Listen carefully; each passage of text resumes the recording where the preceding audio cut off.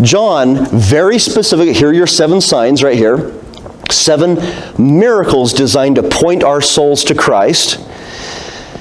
And there's a sermon associated, linked to each of these signs. A sermon linked with the sign. So he demonstrates his messianic deliverance through word, that's the sermon, and through deed, that's the sign. The best commentary on the miracle is Jesus' own sermon. These signs, that's what John was saying in John chapter 20, are given so that you might believe and have life through his name.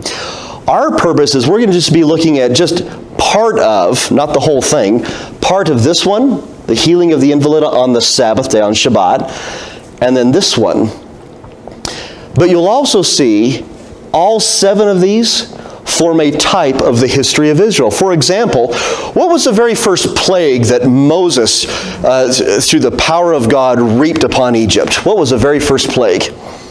He turned the water to blood. The very first miracle is turning water to blood, or the scriptural equivalent, which is wine.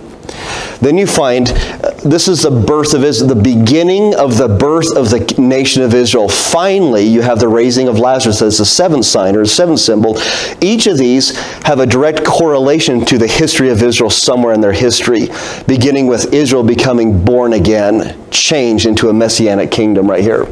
So John, throughout his whole gospel, teaches in these messianic types and symbols.